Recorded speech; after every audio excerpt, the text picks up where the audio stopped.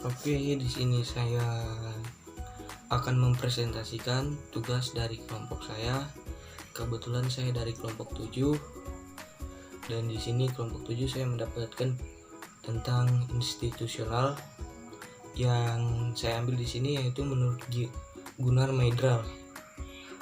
Oke, di sini saya sendiri Sang Saka Moga Barajaki. Kita langsung saja ke pembahasan. Pengertian institusional. Ekonomi institusional merupakan sebuah pemikiran dalam ilmu ekonomi yang bermakna pandangan bahwa sebuah perilaku ekonomi suatu pihak atau seseorang yang sangat dipengaruhi terhadap institusional tertentu. Institusional dalam hal ini mempunyai arti yang luas, serta secara singkat bisa diartikan sebagai aturan main.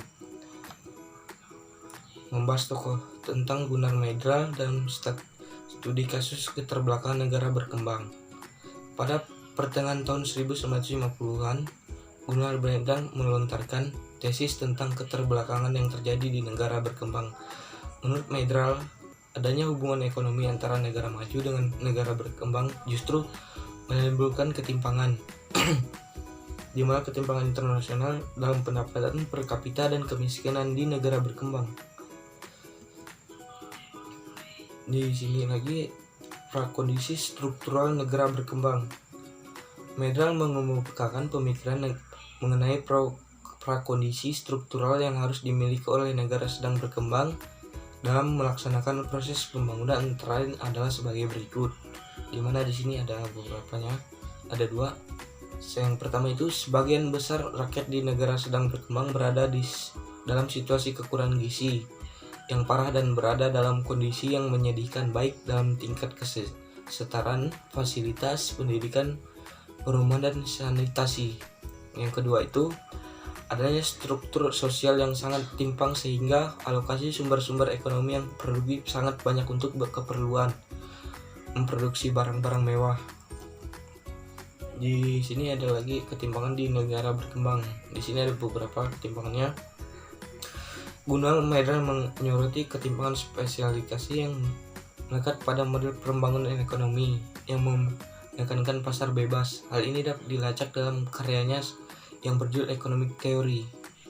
Oke, kita langsung saja ke itunya. Intinya, pola perpindahan penduduk atau migrasi dari negara miskin ke negara yang lebih maju.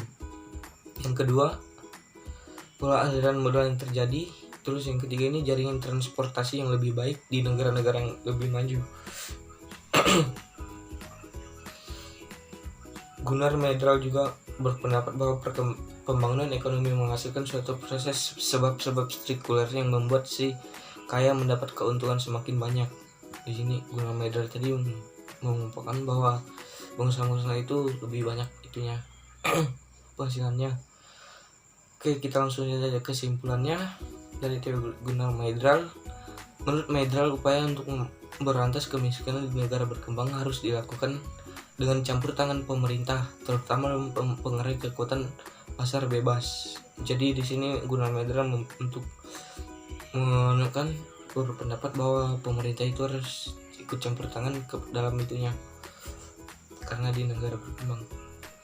Oke, di sini yang terakhir itu, bagi Myrdal satu-satu cara untuk memengaruhi efek dari spatial equalities adalah melalui intervensi pemerintah. Menurutnya, apabila perencanaan pemerintah lebih dari efisien, maka tidak perlu ada variasi wilayah dalam angka pertumbuhan ekonominya. Akan tetapi ia menyadari sepenuhnya bahwa ada banyak stasiun pemerintah yang negara tidak mampu mencapai hal tersebut.